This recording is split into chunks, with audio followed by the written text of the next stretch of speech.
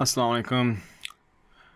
Another hot topic is prayer while you're traveling. What are the rulings and how is it even different?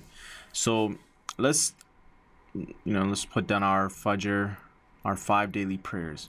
Fajr, Dhuhr, Asr, Maghrib, and Isha. There's two things that you can do. One is you can combine the prayers when you're traveling, and the other is you can shorten them. Now, which prayers can you combine? You can combine Dhuhr and Asr, Maghrib and Isha. Okay, so we know this is Fajr's 2, 4, 4, 3, 4. So what do I mean by Maghrib, combining Maghrib and Isha? What that means is that when it comes time for a Maghrib prayer and you're traveling, which we'll discuss in a bit, but if you're traveling and the time of Maghrib comes, you can pray Maghrib and Isha together. And while you're traveling, and let's say you didn't get a chance to pray Maghrib, it's okay if you say, hey, you know what, I will pray Maghrib and Isha at Isha time, right? So you got two options. You can pray Maghrib and Isha at Maghrib time, or you can pray Maghrib and Isha at Isha time. The other is you can pray, Asr and Dhuhr at Dhuhr time, or Asr and Dhuhr at Asr time. So that's what it means when we talk about combining these prayers. Dhuhr and Asr, you can combine them. Maghrib and Isha, you can combine them. And what you can pick, hey, I'm gonna skip Dhuhr, I'll just pray Dhuhr and Asr at Asr time, or you can just pray Asr earlier, even if it's not time yet. And then we have had a lesson on when each of these prayers are, when the proper time for these prayers are, but there's an exception, which is traveling. And so you can pray Asr even at Dhuhr time, and then when Asr time comes in, and you've already prayed Asr because you were traveling and you decided to combine or join Dhuhr and Asr, then you don't have to pray Asr, of course, because you've already prayed it. Now when it comes to shortening these prayers, when anything that is 4, you're gonna make it 2. So in the case of Dhuhr prayer, you're only gonna pray 2 rak'ah, and for Asr prayer, you're gonna pray 2 rak'ah. Maghrib, you can do 1.5 rak'ah prayer, whatever that means. So we're gonna pray 3 as if we normally pray, and for Isha we're gonna make this 2 as well. So that's a quick intro to what does it mean to combine the prayers and what does it mean to shorten the prayers. But the most important question is when are you considered traveler? When is a Muslim considered a traveler, right? And that's the most important question. And I'll be honest, there are some differences, but we'll go through what you would consider a traveler. And a lot of times people say it's based on the length of travel that you're doing. But in that case, and based on, of course, back in the days, however they traveled, you had from one city to another. Sometimes it will take a month just to travel. But in a lot of cases, for them just to even walk like 6-7 miles would be considered travel, because it's hardship. It's a long drive or long walk or long ride on a camel.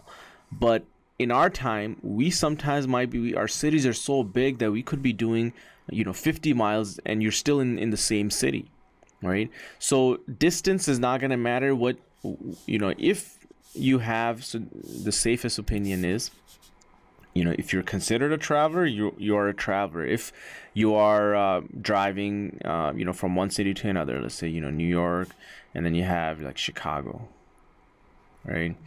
And you're traveling, you make your intention that I'm going to travel, and then in between, this could be 200-300 miles, but it's not like from New York, from one suburb to another, you just go for work, and this could be 100 miles, right? You're not considered a traveler. Traveler is where you can actually tell you got some, a backpack, let's say, all your, food, all the other belongings that you would need in order to travel somewhere from one city to another. That is what you will call it. Yeah, you know what, I'm actually considered a traveler. You're, somebody bumps into you and you got your trunk full of all the clothes and other belongings. That's pretty much a traveler.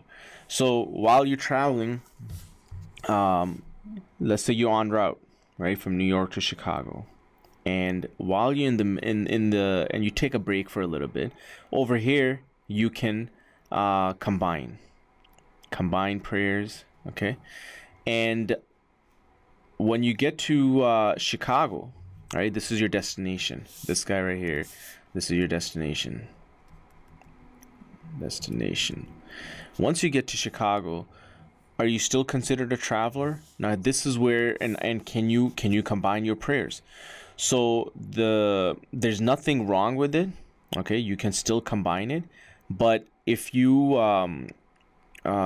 choose to, scholars say that it is better that you don't combine it. Okay, you go ahead and shorten it, but don't combine, because now you have reached your destination. Okay, so, but there's no sin whatsoever. The key is if you are considered a traveler, right? And in our time, it means, you put your backpack with clothes and you go from one city to another. It's not a distance of 50 or 100 miles within your same city, and you call yourself a traveler, and you have an intention that you're going to travel, you're going to stay somewhere for a certain period of time and come back.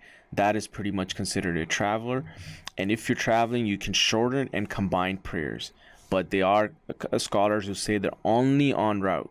Okay, while you're in the middle of the way, this is the time when you should be combining the prayers. But once you reach your destination, shorten, but don't combine. But again, once again, disclaimer is that there's nothing wrong with it. You're not sinful, but it is better that you shorten your prayer but don't combine. Now sometimes a person can say, you know what, I'm going to take the safest option. I'm just going to pray just like the way I'm praying.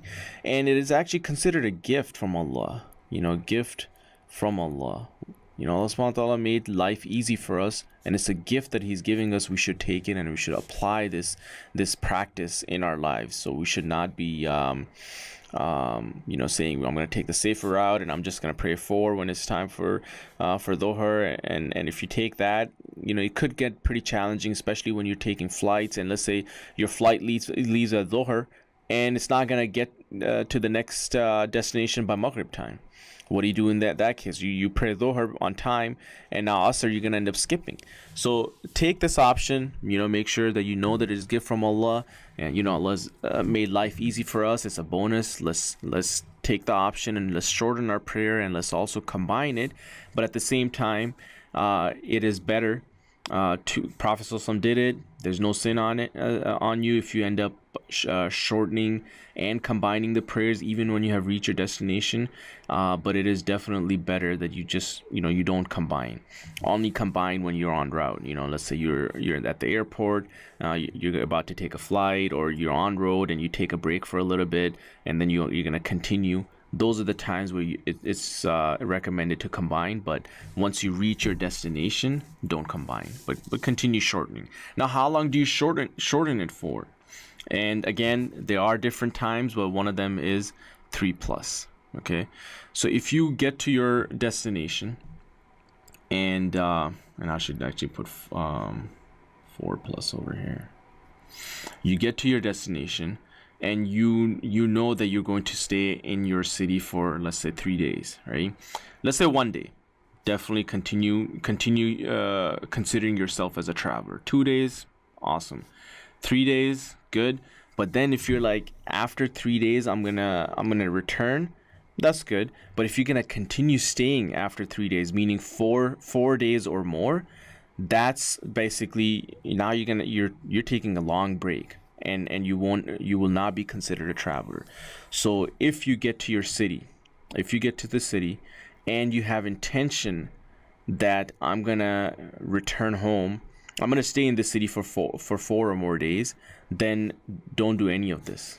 Okay, don't combine, don't shorten, because you're not a traveler anymore. Okay, so if your intention was that I'm going to stay in my destination for 4 or more days, then not a traveler. Not a traveler, because you can see that yes, it is gift from Allah when it's hardship, but if you're gonna relax in a place for 4 days, and then and you're basically getting in a routine, then these are the times where you should not be considering yourself as a traveler. But again, as you can see, that this area is somewhat open for discussion, as when you consider yourself as a traveler, definitely not in your town. If you see backpack and belongings, and you're making an intention to go from one city to another, of course you're considered a traveler. You're visiting somebody, you're gone from work for a meeting. But again, if you're gonna end up staying there for 4 or more days, then don't be combining and shortening. Of course, when you're en route, definitely combine and shorten. Once you get to your destination and you say, you know what, I already know that I'm going to stay there for 4 more days, then you should not be shortening or combining your prayers. Just pray them as you have been praying, normally. And this is it. That's a quick crash course on prayer while you're traveling.